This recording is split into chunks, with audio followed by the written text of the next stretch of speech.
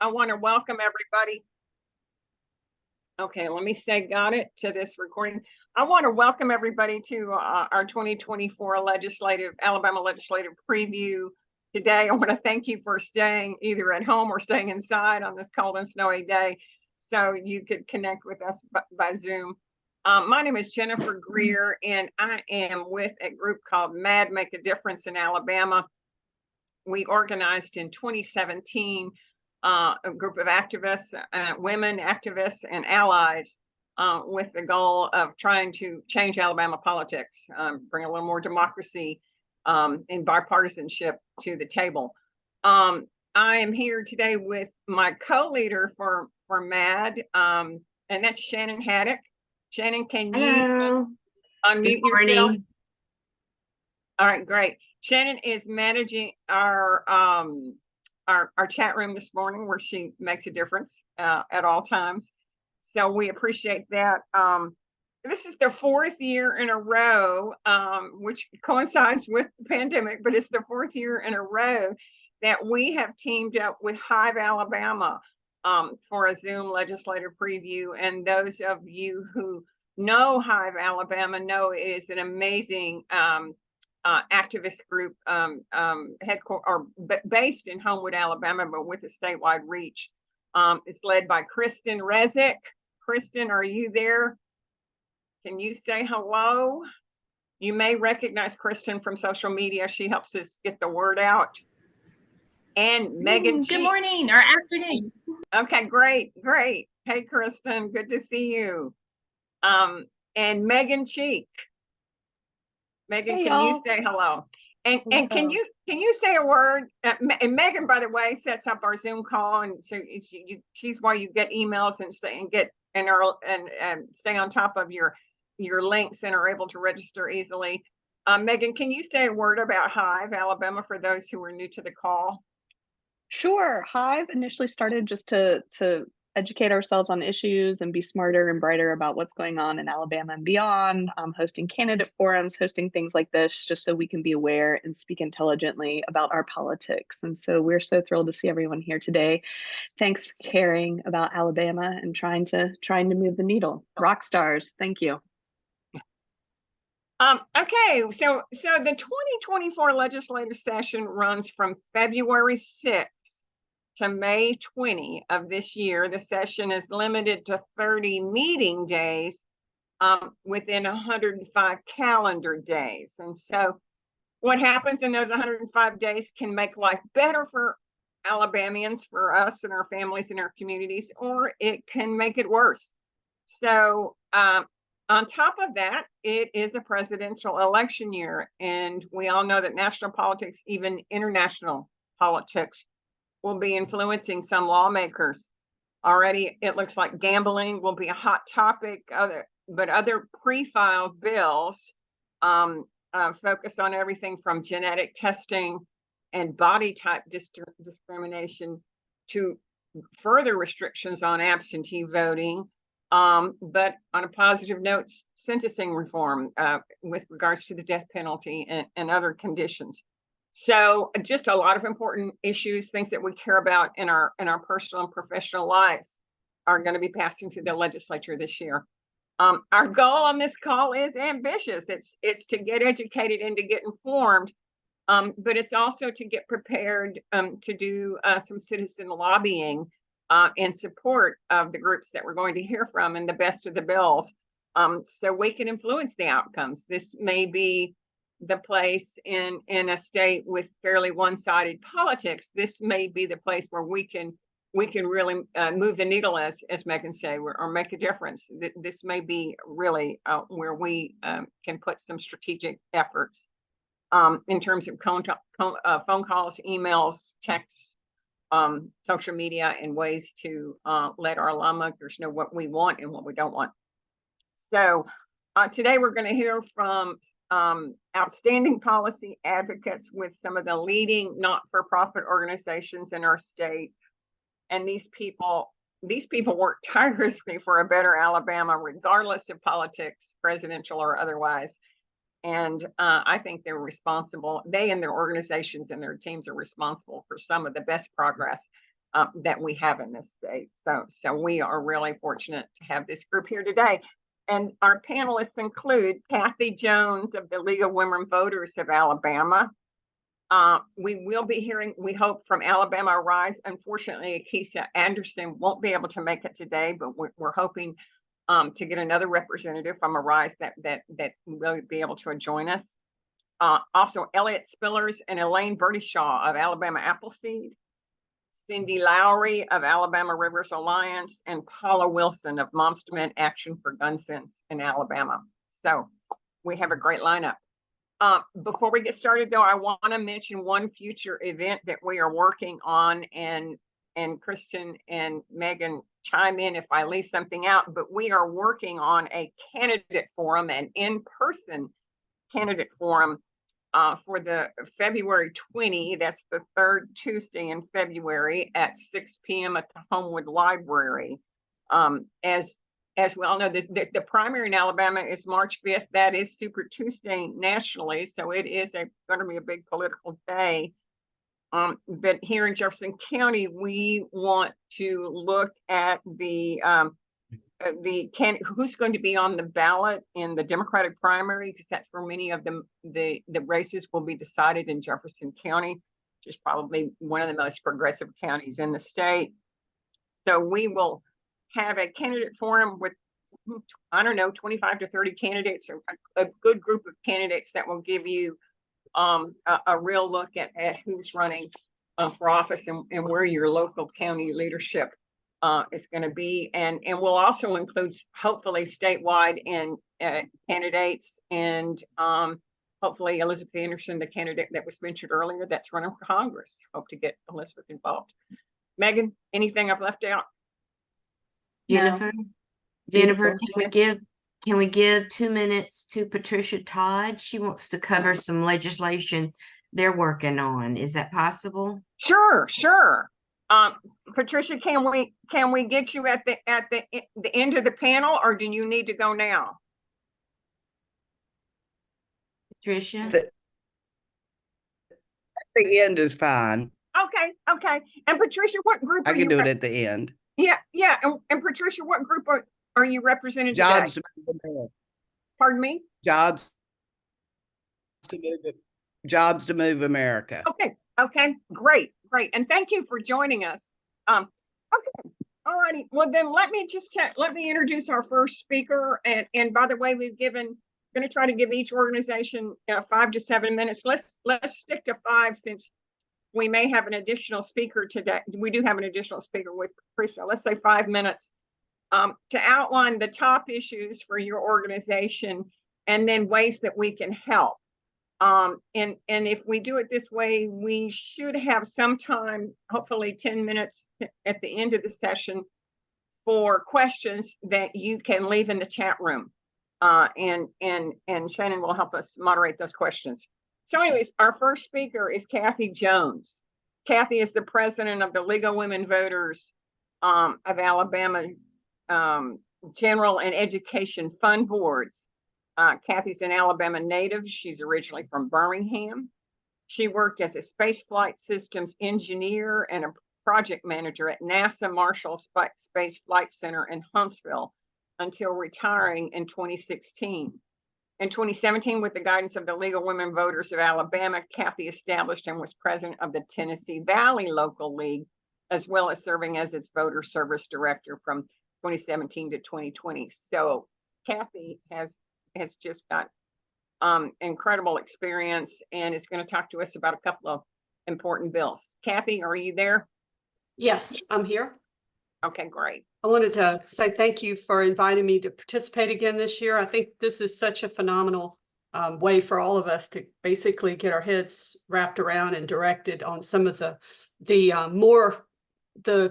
usually the pretty bad bills, but we've got a few that are actually good. But I did want to focus on absentee voting today, and the bill that you've all been hearing about, and is actually the third year for it, is SB 1. We fought it off for the last 2 years. This year, SB 1 is back.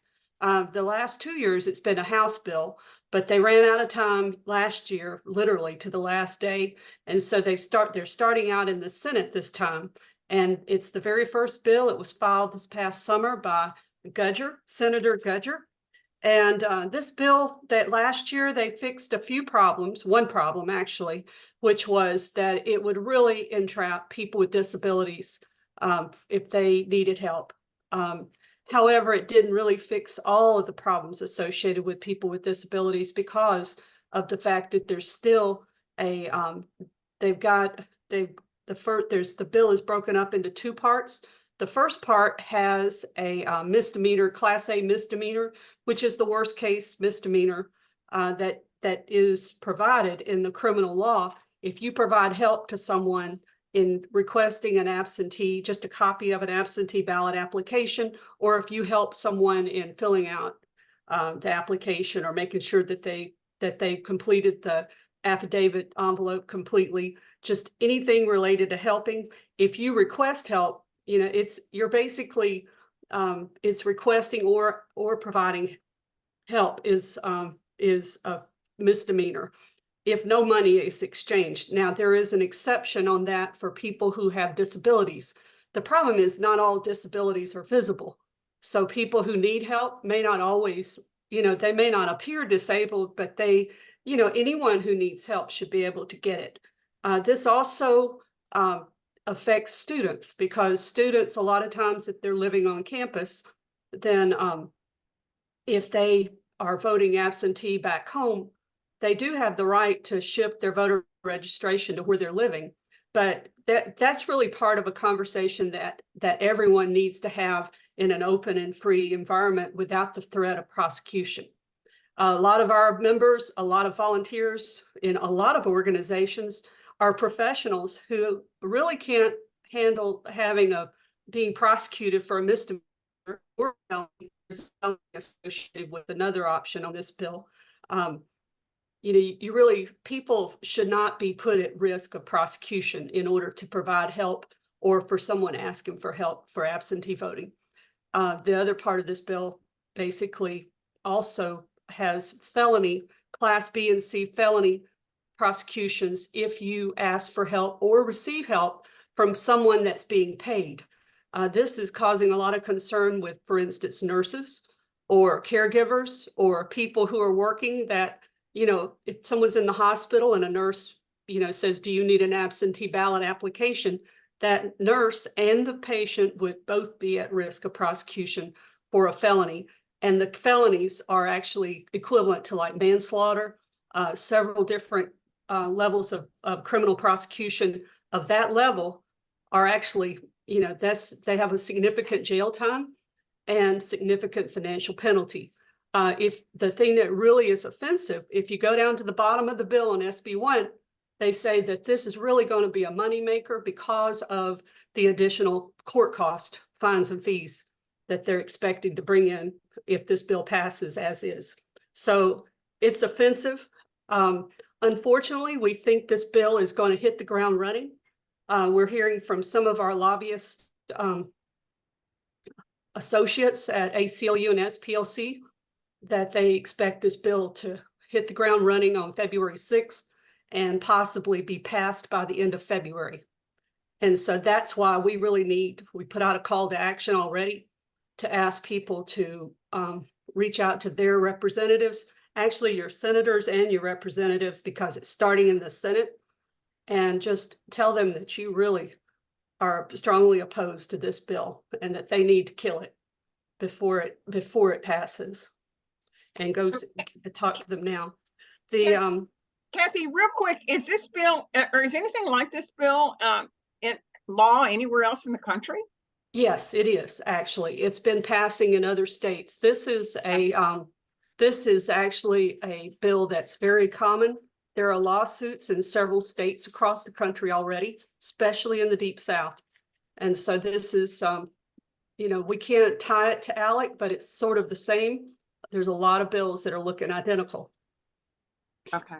So there's another bill. When this bill clears, right now our biggest push is to kill this bill. But if once it's gone, which we expect it to go pretty quickly, it's either going to die or pass. pretty quickly. There are some good bills, and I wanted to bring those to your attention. And that one of them is HB 12. And this is sponsored by Representative Adeline Clark out of Mobile. And this bill, and I'm sorry if I'm rustling papers, I'm looking at this bill, but this bill would allow a person who is disabled, and the word disabled means an individual who is temporarily or permanently physically incapacitated and unable to apply for an absentee ballot application for assistance, and also for the absentee ballot. This bill would allow a person who is disabled to designate someone to turn in their application and also turn in their ballot. It's interesting that this bill right now would fix what appears to be a violation of federal law that already exists in Alabama's Constitution. The laws of Alabama right now does not allow for anyone except the voter to turn in their absentee ballot application or their ballot. And so I wanted to point out that in Ohio, there's a lawsuit right now challenging a law that basically is saying that no one but the voter can turn their application or ballot in. And that's being challenged on the basis of the Voting Rights Act, as well as the Americans with Disabilities Act. And in Mississippi, this past year, there was a bill signed by the governor, and federal courts have already put a stay on it. That is basically saying that what Alabama does right now is what Mississippi was going toward, and the federal court saying that this is a violation of the Voting Rights Act and the Americans with Disabilities Act. So HB 12 is a very important bill, and it should pass. I think I'm probably taking up more time than I need to, but I've got the other two good bills is HB 23, which would simplify the affidavit, and we're expecting another bill that would allow for curing of absentee ballot affidavit envelopes, because right now the state law prescribes that if you don't fill out your affidavit envelope correctly, then your ballot will not ever be counted, will not be the envelope won't be opened, and your ballot won't be counted. That's the tragedy. I mean, this process is already so difficult, onerous in Alabama. We do need to move to the next speaker, but I guess basically just to clarify some questions that have arisen, that the senator who introduced this bill would be to say it's to address voter fraud, and that's virtually non-existent in Alabama, correct? Yes, they are addressing a problem that they know does not exist in Alabama. They're wanting to prevent the invasion of the ballot harvesters. That's what this bill is about, but it also violates a lot of people's rights. Yeah, well, they're probably coming across the border too. So yeah. So anyways, okay, thank you, Kathy. You're wonderful. We really appreciate your update on that, and we've taken notes on those bills. Okay, we're going to move next to Alabama Arise. Akeisha was not able to join us. Is there another representative from Arise that's on the call that can speak to some of the top priorities that you have? Prez, do you happen to be on the call? Okay, we're going to move on. I'm on the call. I think there's a couple of us on the call, but just to give you all an update, I don't really have the same information Akeisha would have. Okay. That's our policy person. I am Famika Tripp. I'm an organizer for Southeast Alabama. But this is one of our top priorities. We actually have a few engagement activities and sessions coming up this month throughout the state, so that we can get everybody on track and kind of in the know of what's going on. But I can tell you just from my own experience here in Southeast, a lot of people aren't even aware this has already been pre-filed. Some people think they were concerned about it last year, but they know that it didn't go through. And there's kind of some talk about it, but when I tell them that it has already been pre-filed, they are like in shock. So we are really mobilizing right now to make sure that people are aware that this is actually pre-filed, so we can go ahead and have a plan of action in place. But what I'm gathering right now, I'm not sure for some of the other organizers, but the general feel is a lot of people aren't even aware that they're going to be hitting the ground running with this. And when you say the bill that has been pre-filed, you're talking about this Senate Bill SB 1, 1. this Yes. absentee ballot bill. Absolutely, absolutely. Okay. And we have several other priorities, issues that we're working on as well. You can go on our website and see those, but just specifically in the respect of time and for this topic, a lot of people are not aware, but it is SB 1 that we are trying to make sure we have engagement prior to February 6th and all throughout. But right now we're trying to make sure people are engaged and aware. Okay, great. Thank you for introducing yourself and bringing us up to date on that, Famika. We appreciate it. No problem. All righty, and I'm going to move to the next organization, which is Alabama Appleseed. And first up with Appleseed is Elliot Spillers. And let me tell you a little bit about Elliot. He's the Director of Advocacy for Alabama Appleseed Center of Law and Justice here. He works to integrate project management, direct service, public education, and administrative management to help communities mobilize around progressive agendas that tackle America's legacy of racial and economic injustice. Elliot attended the University of Alabama in Tuscaloosa, where he was one of only 2 minorities of color elected Student Government Association president. Elliot previously led initiatives for the YWCA Central Alabama Social Justice AmeriCorps, the Equal Justice Initiative in Montgomery, and the DeForest Johnson Banner Tour 2022-2023. Elliot? Hi. Take it Hello. away. Thanks so much for having me. Again, my name is Elliot Spillers, and it is an honor to be with you all today alongside my amazing colleague, Elaine Burdeshaw, and Megan Cheek as well. A lot of what Appleseed will be looking to resolve and anchor our legislative work in this session is around sentencing reform. One of the major issues that we're seeking to resolve and also, support in our state is one, prison oversight. So for those of you who are unaware, or some of you who might not have known this, in 2020, the Department of Justice filed a lawsuit against Alabama's Department of Corrections. The complaint alleged that the state's conditions of confinement were inhumane and unsafe. This came after years of investigation within our women's and men's facilities that found that there were, rampant issues of sexual assault as well as violence happening within our state prisons. Since this time, the Department of Corrections has failed to improve upon and maintain these conditions of confinement. They've not allowed there to be any sort of livable and humane conditions within our state prisons. And so what we're finding, what we're seeing within the news and reports is that, drugs are rampant, as well as violence upon, inmates, as well as at the hands of staff and correctional officers, is happening exponentially within our prisons.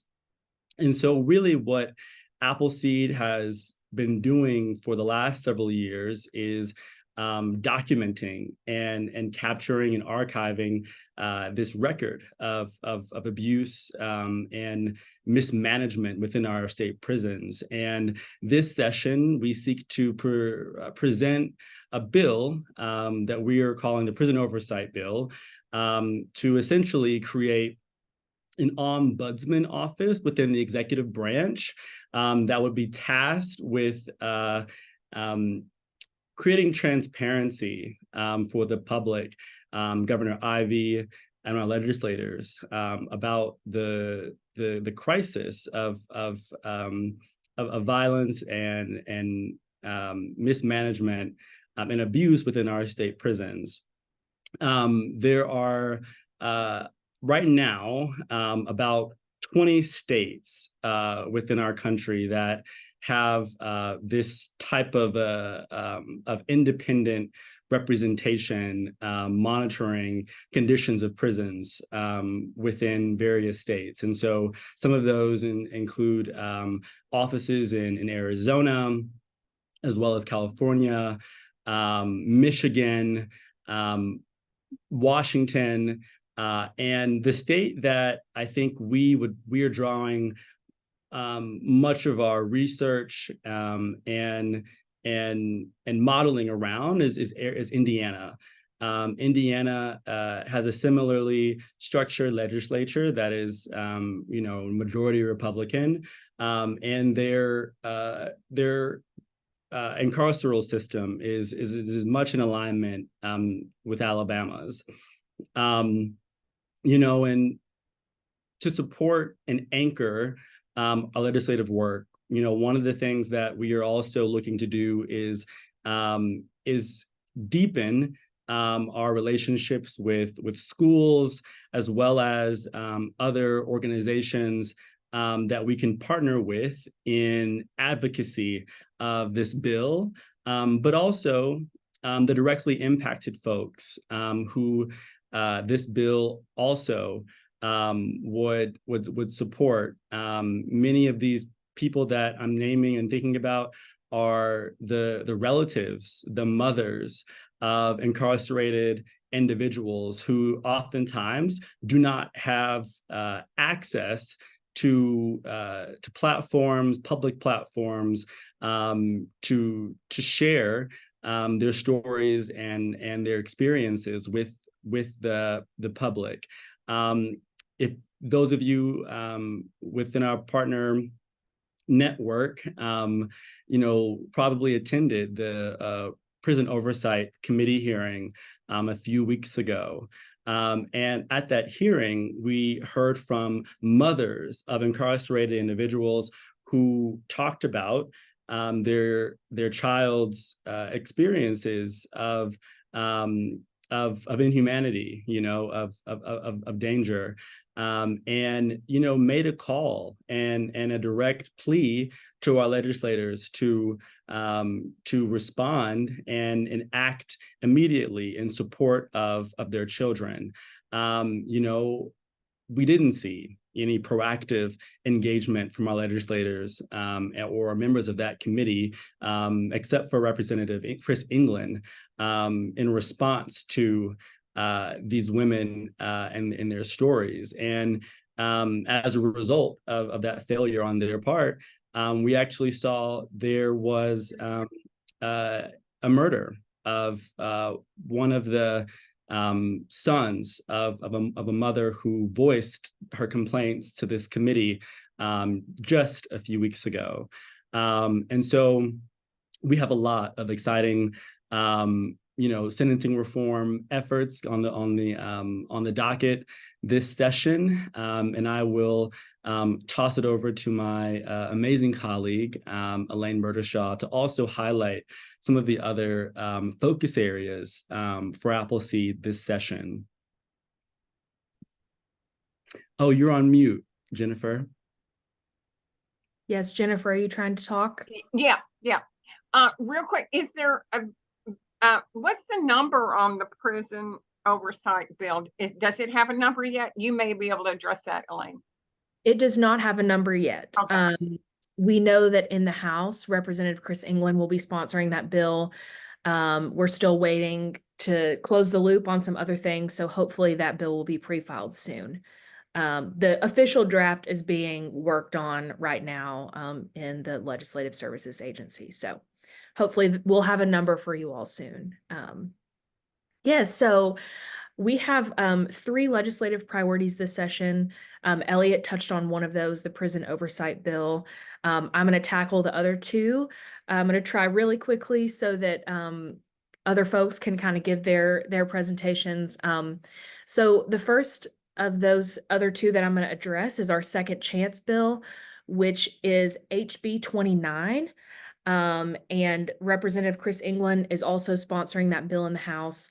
In 2019, a judge reached out to our director, Carla, about a case where a man had been sentenced to life without parole under our state's 3 strikes law for stealing $50 from a bakery. She represented Alvin, that's his name, and won his release. Past that, we started looking into other folks who may have been sentenced this way, and we found that there are a lot. So we brought this second chance bill last session. It made it all the way through the House. We were very surprised about that. It made it all the way through the House, made it through Senate Judiciary, and fell short of a final vote in the Senate. So we're bringing it back this year. It's got a lot of bipartisan support, which we're excited about. And essentially what this bill does is it gives judges the authority to review old cases of individuals who were sentenced to life without parole under the Habitual Felony Offender Act, which is our 3 strikes law, for crimes where no one was physically injured. So right now, judges' hands are a bit tied when it comes to these cases, and without DA support, they can't review them.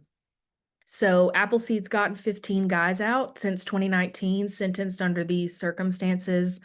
We're hopeful that HB 29 will pass so that the bill would impact around 200 to 230 people. And so we're hopeful that that'll get over the finish line this session. Our second priority is once we started getting guys out of prison, we realized while there are some solid reentry services across the state, that is one area where Alabama has a lot of need. And when we started trying to help guys reenter who'd been in prison for decades, we realized they need a lot of help. And one of the main things they need help with is housing. When you don't have somewhere to sleep or eat or shower or get your mail, everything else becomes a lot more difficult. And so what we're hoping to do is we've worked with the State Bureau of Pardons and Paroles to get $500,000 as a line item in their budget, which if the budget passes as is, that $500,000 would go directly to a housing provider here in Jefferson County to provide 6 to 12 months of housing for around 50 people that are reentering in a reentry pilot program. We're hopeful that that will pass, that that money will be allocated, and that we can show how much state funding for reentry helps with recidivism and with employment and other things like that. So like Elliot mentioned, we're always wanting to hear from folks and to partner with folks. And you can see on our website how to sign up for action alerts, which will basically you'll get updates in your inbox when these bills move, when these things start moving along. And yes, Megan just sent the link in the chat. So please do that. Please reach out to me or Elliot or Megan. We'd love to chat with you about the things we're working on. And thanks again for letting us join today. Yeah, thank you both, Elliot and Elaine. Appleseed always has the most needed and most practical and most strategic and most common sense bills. So I we really need to put some energy behind helping you get these over the finish line, because they just make so much sense. It amazes me how anybody could not be on board with these bills. So thank you, Elaine. I don't think I read an introduction for you. Just real quickly, she is Appleseed's policy associate and is a criminal justice reform lobbyist. Grew up in Decatur, has a BS in social work from the University of North Alabama and a master's in social work from the University of Alabama in Tuscaloosa, and has worked on other bills like the driver's license, sentencing reform bills, and has also worked to lobby the U.S. Congress. So thank you, both Elliot and Elaine. Quick question. Elaine, does that housing bill have a number? We had a question.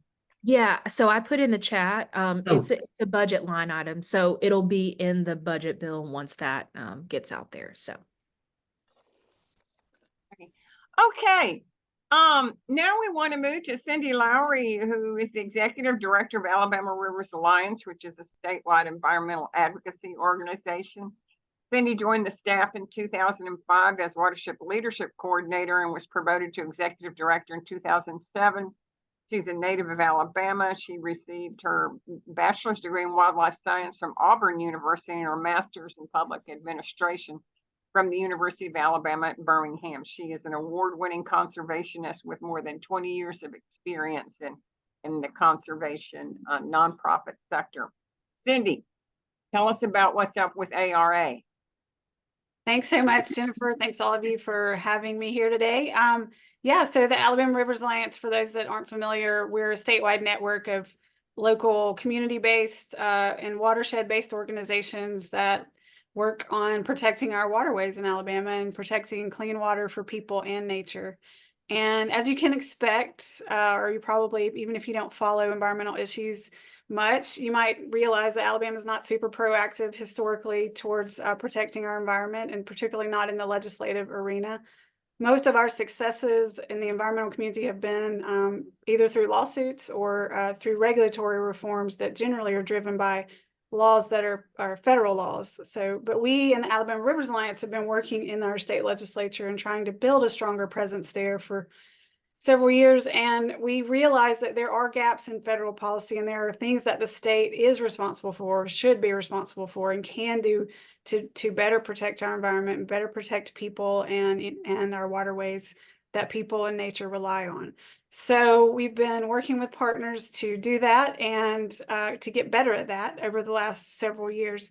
One of the things we've recognized too, which is not always the case with progressive policy, but our legislators we don't have really strong champions on either side of the aisle when it comes to the environment, but we don't really, we have friends and folks who are interested and willing to work on environmental issues on both sides of the aisle. So that's good. It is an issue that can bridge those political boundaries and political partisanship sometimes. So we're trying really hard to build some of those relationships. And we really saw some of the culmination of that success last year when we worked with our partners at Coosa Riverkeeper to introduce the Safe and Healthy Outdoor Recreation Act. It is a bill that will codify the Fish Consumption Advisory Program in Alabama, which is a program of 3 state agencies that work together to test the fish for contamination that cause public health concerns when the fish are consumed.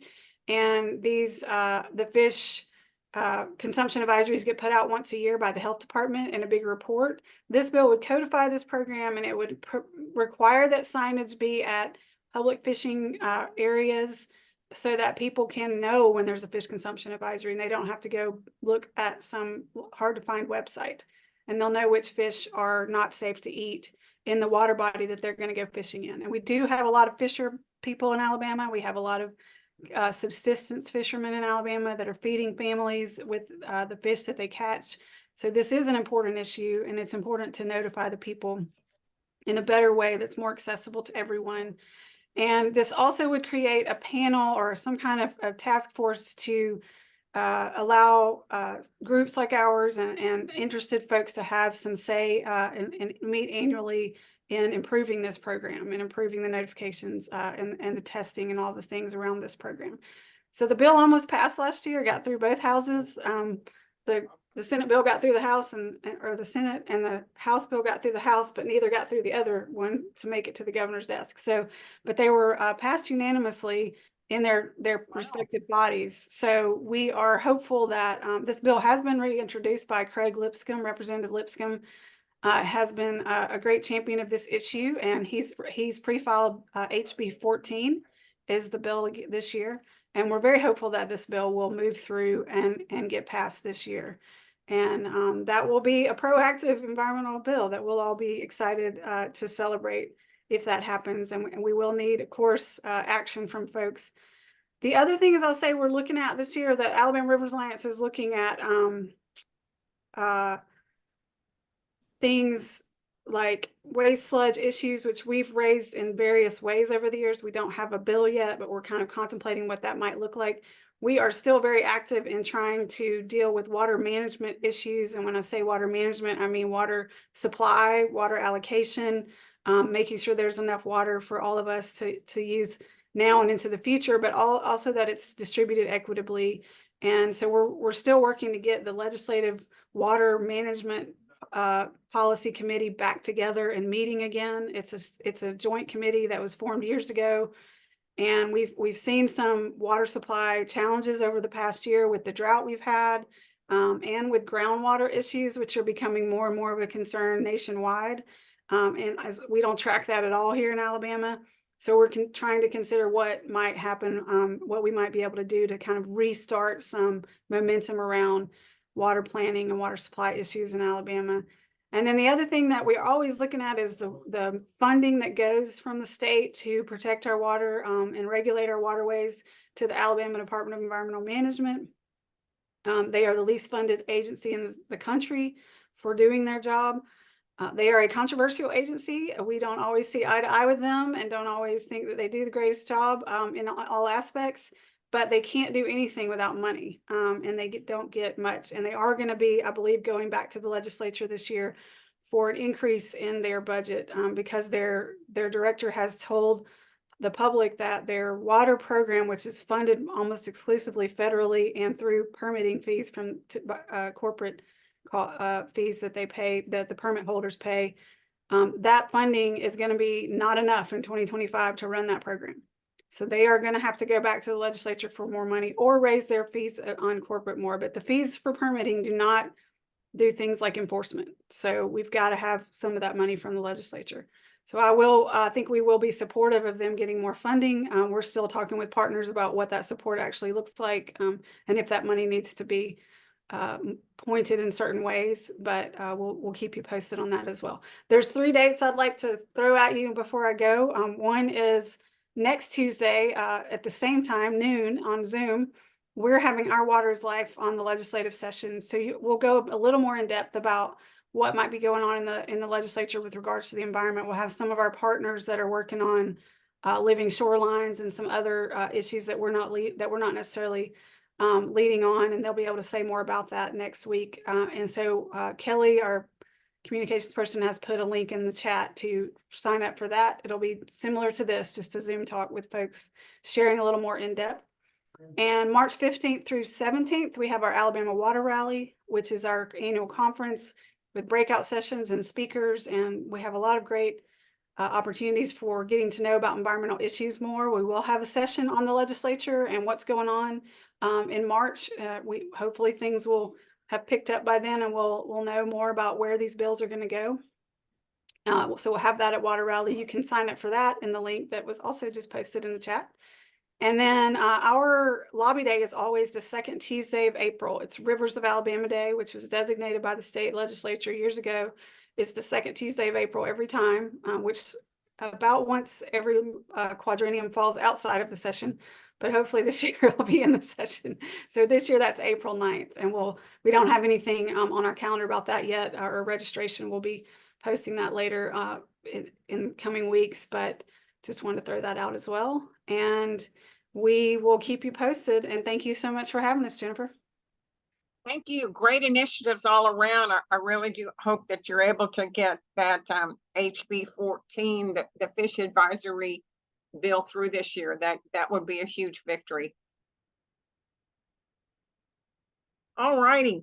We're going to move next to Paula Wilson, who is the co-chapter leader for Moms Demand Action for Gun Sense in Alabama. Paula was originally from East Central Wisconsin, and she earned degrees in geology from the University of Wisconsin-Eau Claire, a bachelor's there, and the University of Utah, a bachelor's and a PhD, and these, I'm neglected to say, degrees in geology. So before early retirement and moving to Auburn in 2014, she was a consultant in science education and a lecturer at Weber State University in Utah. When she's not volunteering, Paula enjoys birding, hiking, and cooking. Paula, can you bring us up to date on what Moms Demand Action for Gun Sense in Alabama, what your latest issues are? Sure. Good afternoon, everyone, and thank you so very much for the invitation to share our legislative goals this session. We are going to be working on two things. One, we are going to ask the legislature to appropriate $1 million to fund hospital-linked violence intervention programs. And then secondly, we want to have the legislature pass a ban on Glock switches. So I'll talk a little bit about each of those. Mhm. So the first is the request for $1 million to fund a type of violence intervention program called hospital-linked violence intervention programs. These programs take a public health approach to preventing gun violence. They acknowledge that there are great similarities between the impact and spread of gun violence and the impact and spread of disease. And this public health approach to reducing gun violence has been proven very effective and has the additional great benefit of it makes sense to conservative lawmakers. So these programs connect with victims of gun violence in the hospital, and then the connection is continued as the victims return to the community and provides them with resources that reduce the disparities in health and health outcomes. And working with people in the hospital is very effective because 44% of young people hospitalized for violence return with another violent injury within 5 years, and 20% of them eventually die by violence. So these programs provide a way to connect with the victims and guide them to a change in lifestyle. It reduces recidivism violence and it prevents retaliatory violence. Quick question, do you get support from UAB Hospital and some of the major hospitals on these efforts?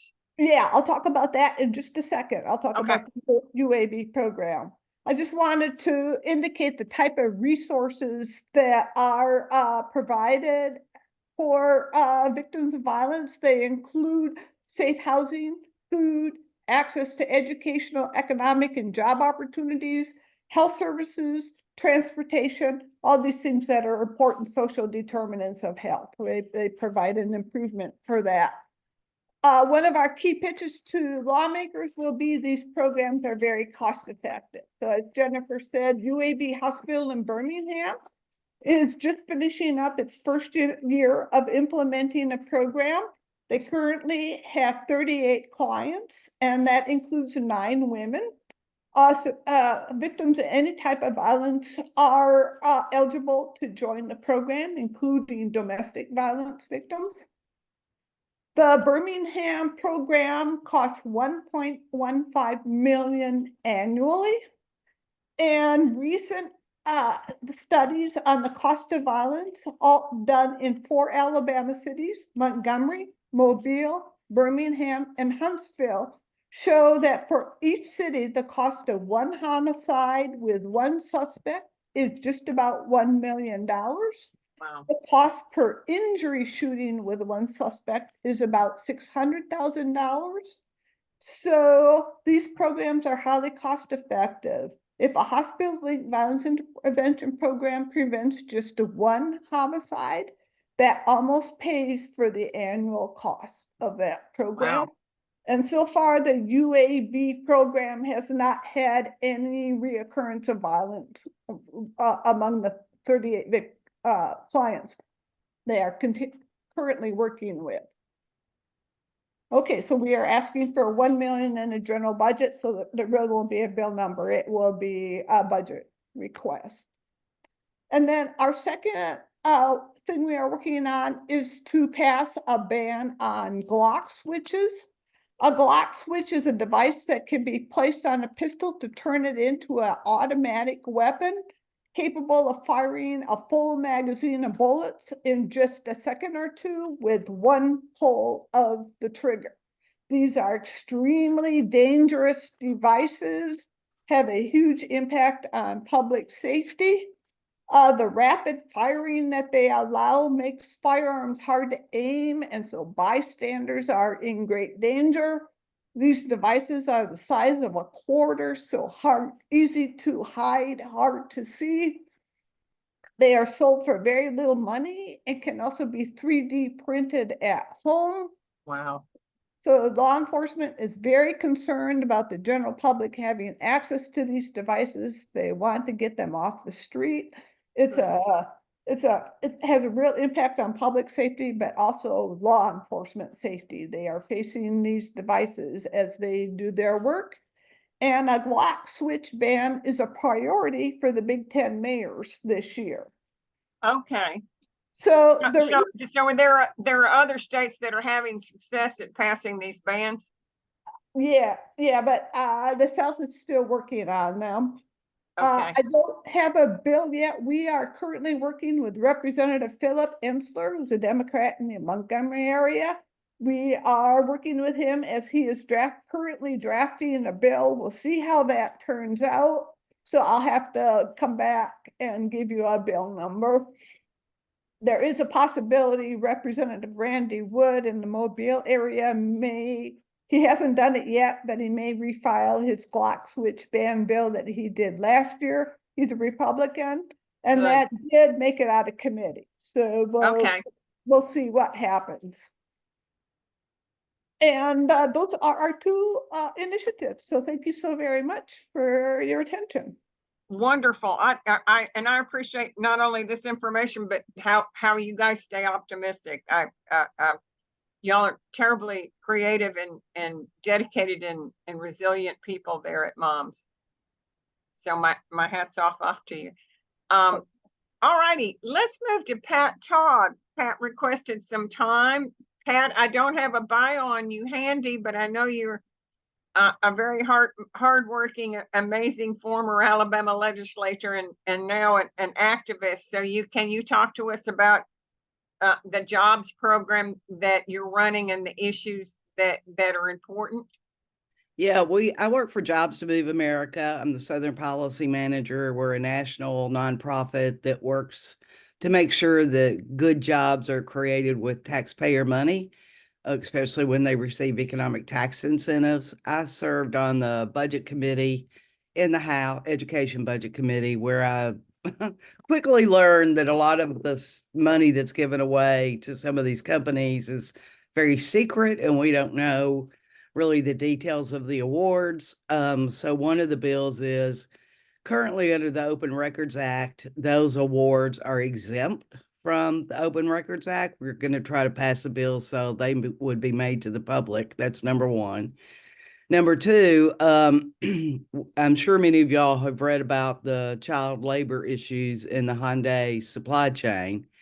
And we are going to amend current law to require that if a manufacturer, a company is found guilty of using child labor, that their incentives, subsidies on property tax, sales and use tax end.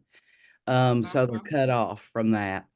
And third, I actually drafted a bill in 2018, my last year, to take some money out of the education trust fund budget to pay for childcare subsidies. We're going to have that bill drafted again. It would pay for subsidies for for parents who are going through workforce development training. So those are the three things that we'll be working on in the next session. The child care bill has really gotten a lot of support. I'm working with the Women's Foundation to, help us move that, because we all know that we have, not everybody that's eligible work is in the workforce, but we as women know that one of the biggest barriers is access to affordable childcare. So we hope that this will pass, and because the only childcare subsidies that exist in Alabama are federal money, and there's a long, long waiting list. So we started out very targeting the workforce development. That way we could take money out of the education trust fund budget. So that's what we're working on. But we work in coalition with the League of Women Voters, the Alabama Rivers Alliance, Appleseed, Arise, many of the groups here. And we all sort of support each other's efforts in trying to get good policy passed. So that's it for me. Those are three really, really good initiatives that we want to be watching. And can you just tell me one more thing about Jobs to Move America? Is this a new nonprofit? And we've been around for about 10 years, probably in Alabama, about 5 years. We have offices in LA, New York, New Jersey, Illinois, and Alabama. And sort of focused on Alabama.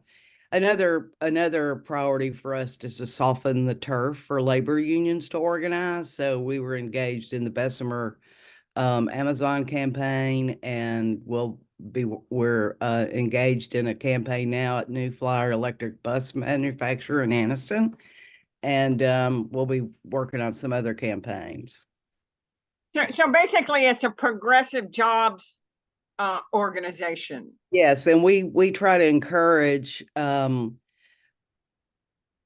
particularly manufacturing. That's the space we work in. If they receive economic tax incentives, they should negotiate a community benefits agreement with the community. We negotiated the first one in Alabama with New Flyer that set up an apprenticeship program, a discrimination hotline, and priority hiring for those who are people of color, women, that sort of thing. So it's a multifaceted campaign organization. I've been with them for 5 years. And did you put their website in the link, or do we have access to that in the chat I will do room? that. Yeah, that would be great. I'd love to learn more. Megan posted Okay. it. Okay, Yeah. great. Okay. We are almost to the end of the time. We have 3 more minutes. Do we have questions or anybody else that wants to say something? Marva, I think I saw something that you might want to get in a few comments about transportation efforts, public transportation. That or Vermi. I need to learn how to unmute myself. Okay, yeah, it's a trick. Locally, we have an organization that we're trying to promote statewide. It's ACT, A-C-T, Action Coalition for Transit. And we'd like people to join because we would have to get some kind of activity going to get the legislators' attention. And the bigger the more people we have, the better the chances of getting their attention. We need public transportation. Everything that was discussed today is hinged upon public transportation. If you don't have a way of getting where you need to go, you don't really have a life. So we need to at least build, act, share alabamaact.org with everybody that you know. Ask them to join, and share it with everybody in the state that you know. The bigger we are as an organization, and I have to give credit to John Northrop, it's his idea. He built the entire thing. All I'm doing is just begging folks to join, and we'll try to make a positive action. Maybe we might even get our own lobby day or something, but I have also a second item. I'm also a member of the Poor People's Campaign, and on March 2nd, we're trying to make sure that 1,000 people show up in Montgomery on March 2nd. It's a Saturday. And if you have a sign or a poster that you'd like to display for your organization, please bring it and be there so that you can be counted among all of us who want to make things better in this state. And I'm going to shut up right now. Oh, thank you, Marva. You're amazing, and you always bring a lot to the table. And you're right about both of those organizations, especially. It just strikes me that Alabama's historic attitude on public transportation has held it back. Just business, progress, development, fairness, equity, everything back. It's just a really a tragic history. And hopefully organizations like yours are going to be turning it around. So anyways, thank you all. Just this has been an amazing group of speakers and also an amazing group of participants. I think, did I mention that I think we have 120 on the call today? You know, you all are the people that are going to make this happen. And Megan likes to say you all are the rock stars. So we appreciate your participation in every way. Two things, we do look for news about our candidate forum on February 20th at the Homewood Library. And also we typically have a review, a legislative review, and we'll probably have it in May at some point in time. So we will bring it back, hopefully these same amazing speakers or others affiliated with their organizations. And we so look for that so we can get an update and see a recap on how these things happened. I just saw from Megan in the chat that we recorded this session, and we will be sending that to that recording out to everybody on the session. Is that what I heard, Megan? Is that correct? Yes. Okay. All righty. Anything else there, Megan or Shannon? Kristen? No, Okay. thank y'all so much. Y'all give me hope. Y'all rock. Okay. I Thanks. have recorded the chat in case anybody needs it. I will figure out a way to include, we will figure out a way to include it with the recording. That The would be pertinent parts of chat. That would be fabulous. I'm chat challenged, not interpersonally, obviously, but in the Zooms. So anyways, thanks to everybody. Have a great snow day. Thank you.